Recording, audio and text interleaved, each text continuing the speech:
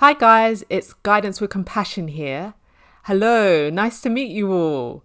So this is the first time I'm stepping in front of the camera. Usually you're used to hearing my voice, not seeing me.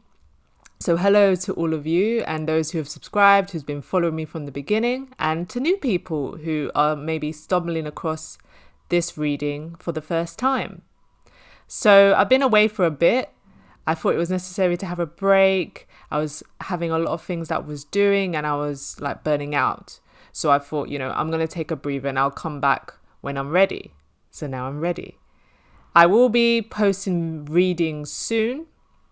But first, I wanted to start a new series of videos that I had initially wanted to start from the beginning. But I was umming and ahhing about stepping in front of the camera, but I'm like, just do it. So that's what I'm doing. So this is going to be the first video in a series of videos that I'm going to do about how to heal. So, this is from my own point of view. So this is advice that I have done with myself. This is my own experiences it's based upon. So if it doesn't work for you, then you'll feel free to try other options. But this personally is just from my own experience and I felt would help the collective. So that's what I'm going to go through now in part 1 of how to heal. So the first point that I felt was necessary in how to heal yourself is acknowledgement. Phrases that come in my head is address the elephant in the room, shine a light on the monster under the bed or in the closet. Basically talking openly about the fears, pains, be it heartbreak, grief, trauma, be it physical or emotional, that that is hindering you from moving forward, from being your fulfilled self. You've had a breakup and it's deeply affected you, to the death of a loved one, a member of family or friend, to something traumatic, abuse in various degrees. It's really down to you. But I feel like this applies to all levels of healing that is necessary because you've just not been the same. You've been suppressing these thoughts, these feelings, this event, these experiences. And really, you can't move forward without addressing the elephant in the room. It's stopping you from being you, robbing you of yourself. Saying it out loud, in my opinion, helps to quell the fear and not to let it consume you any longer. You say it out loud, it's no longer having a power over you. Saying it out loud to yourself in front of the mirror. Saying the unthinkable, the impossible. Addressing it. And then you'll soon realize the world didn't collapse. Nothing bad happened when I acknowledged the thing. The event. I said it out my mouth. It's just not what I'd say swirling around in your brain and just getting bigger and bigger. It's giving more power. No, you've let it out so that it can dissipate. Of course, you're going to still have these fears in your head, but the more you address it, you shine a light on it, I feel it gets smaller. It has less impact. And I feel like suppressing these thoughts, emotions, memories drains you and burdens you with carrying multiple unnecessary emotions.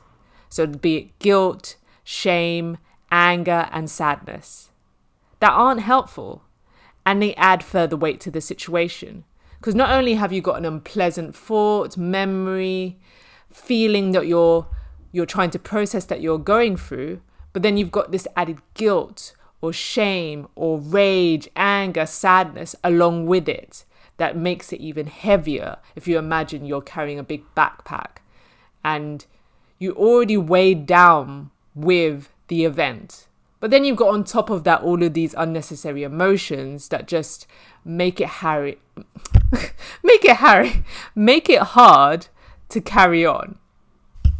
So I found that speaking my truth out loud gave it less power, as I've said, and this stopped me feeling ashamed of myself.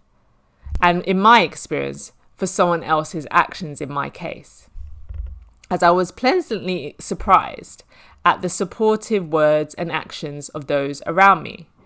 But I'm not going to lie, not everyone will be understanding or see your point of view, depending on the situation, as this may come as a shock to them and the reaction may be defensive, especially if this is something that is totally unexpected or unknown to that person, depending on the person that you're talking to, be it friends, family. I would stress to be prepared for people to not have the response that you anticipate. And that could be negative or positive, but just to the response that you think they would have may not necessarily be that response. So I would also say, whoever that you choose to share your feelings, thoughts, emotions with, think long and hard about who you share it with. Like, think of the best case scenario and the worst case scenario of their reaction to their response to you sharing with them. If you think that in the worst case scenario, it's not so bad, then share with them. But if you think the worst case scenario, they're going to have this reaction or they're going to do this, then obviously have caution. And plus, it goes without saying, if you feel like you would be in an unsafe situation, do not share with that person at all. So yeah, that's about sharing when you feel comfortable, because not always we do feel comfortable, especially if it's soon after the event. It often will take time to build up to actually share and acknowledge the event or feeling that you have or thoughts. But I find that with speaking openly and sharing and acknowledging your truth, it's also important to keep uncurling these feelings, thoughts, and continue sharing, as I've said. The first time you share, it will feel like a huge weight has been lifted. But there will be this instant impulse to retreat back to old patterns and not expand upon the large step you have made. So if you can imagine like a metal coil, how it's tightly bound, and the fact that when you share for the first time, you've stretched it out, but then it wants to flick back. But in order to keep it straight, you've got to keep your finger on it, keep your finger on the pulse, I'm hearing, and so that it doesn't return to curl up right away. There will be times where you will return to old patterns. That's a given. That's human nature. You're going to return.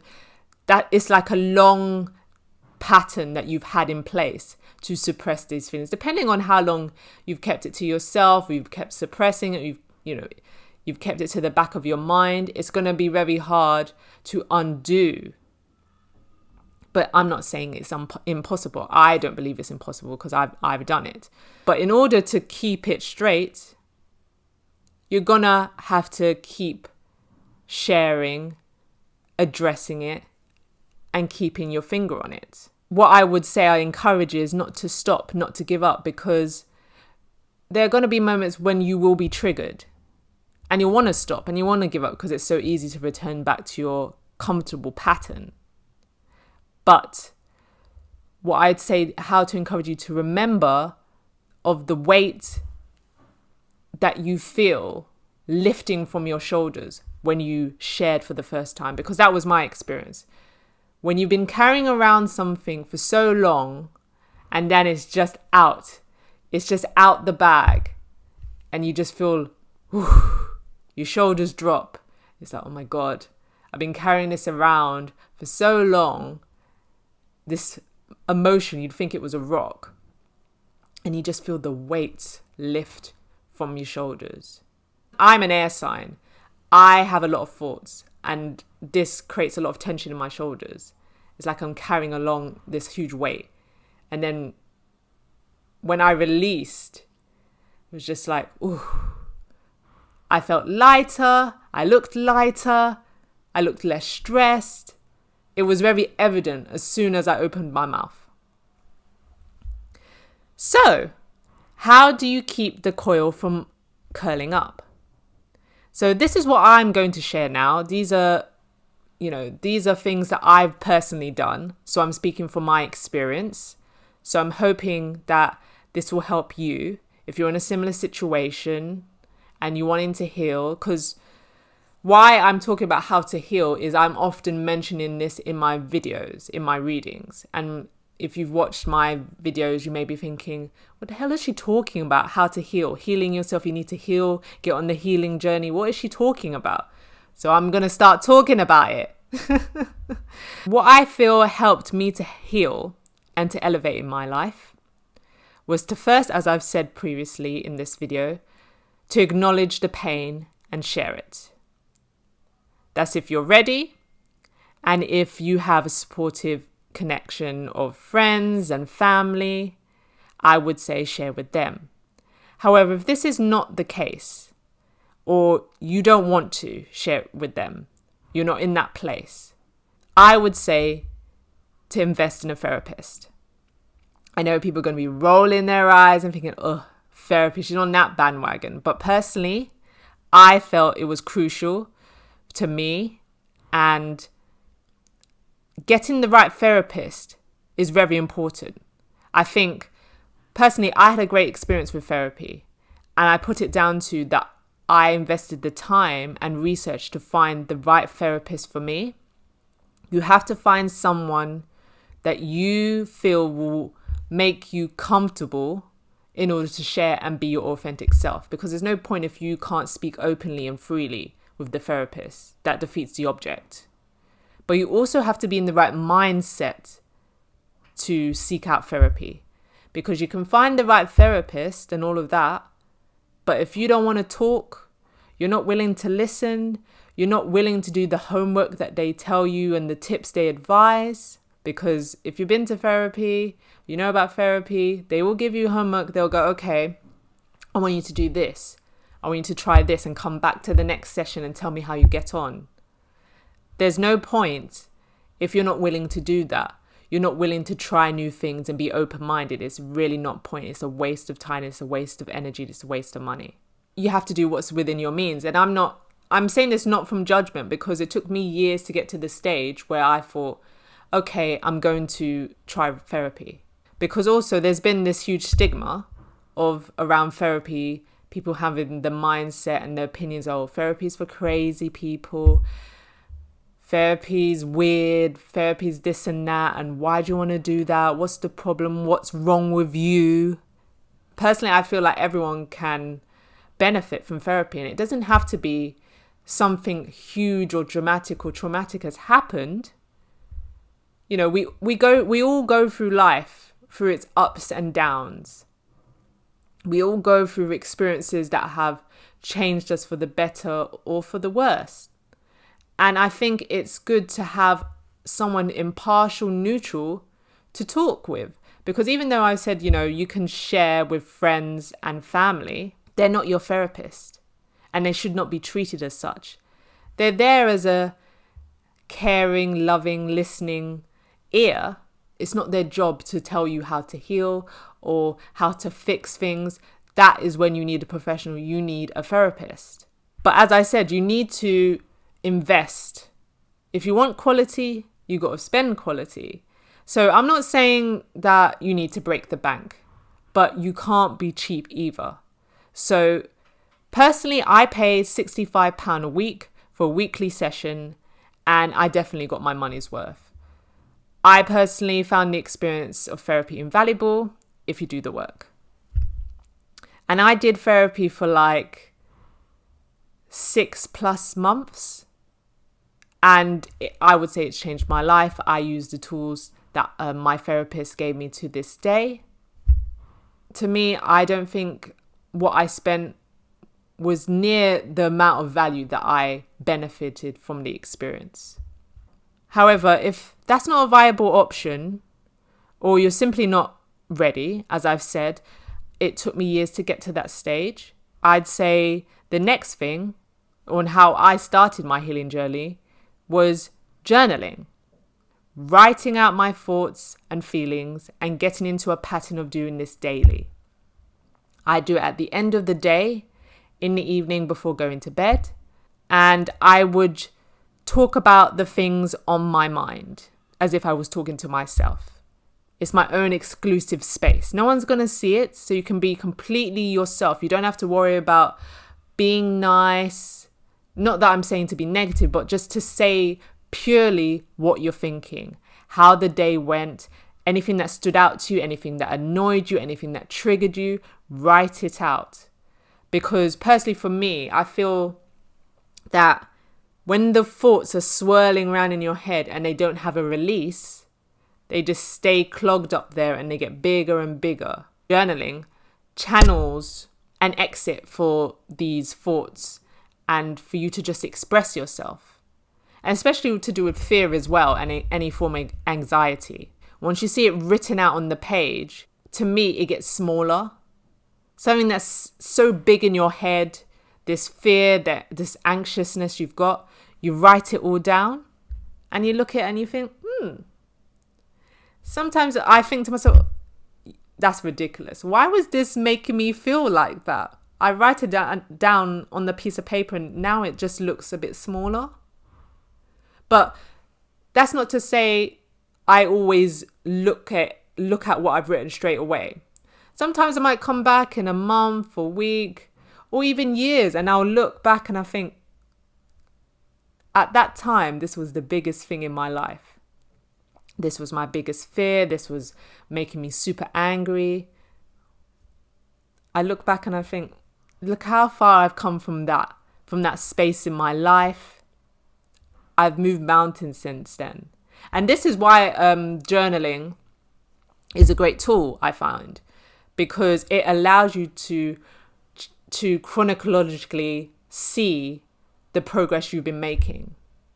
You write in your journal each day, and something that was it was a big event in the forefront of your mind, eventually, without you even noticing, it'll dissipate. No matter how you may feel about it, you may think, oh, this is never going to leave my mind. It's always going to be the most important thing. It will. And I'm not saying it's going to leave completely. It's just going to get smaller and smaller, and it will be less of a focus to you.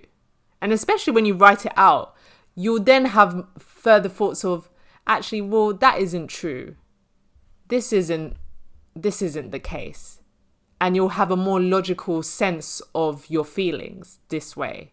That's personally how I feel about it. And then the final step that I took, at least for part 1, was I found practicing meditation a truly life-changing experience and impact on myself. I've often said in my readings how it's good to meditate. You need to take time for yourself, time to heal your body and your mind by simply just doing nothing. Just sitting down, making yourself the most important person, being completely selfish and just thinking, I'm just going to sit here and do now. I'm just going to close my eyes, rest. The world can wait. Everybody can wait. It's about me now. For 5, 10 minutes, 30 minutes, an hour, you build up to this. So initially when I started, and most people will have the same thing, I think everybody will most likely have the same thing. You think, oh, I can't do that. My mind will be going 9 to the dozen. I'm thinking about my shopping list. Did I lock the door? Did I turn the oven off? All of these things chattering around in my mind. But you take baby steps. You walk before you run. A thought comes into your head. Don't punish yourself. Don't scold yourself and be like, don't think about that. No, just, okay, this is a thought. Let me let go of it. Come back to stillness. Come back to center. And hold quiet space for as long as I can. Another thought will pop in and just let it go. Like when I say let it go, in my head, it's the imagery I kind of have is like, you imagine the thought on a raft going down a river, and you just allow it to ease on by and disappear and let go. That's how I imagine letting go of the thoughts. But meditation personally helped me to focus, to be more in tune with myself, to practice hearing my intuition, because you can't hear your intuition if all you have is fear, anger, like all these other emotions that are being center stage, and intuition can't get in. It's like, I'm trying to help you, but you can't see me, you can't hear me. You have to quiet the mind. And meditation through practice helps you to get more in tune and to listen to your body.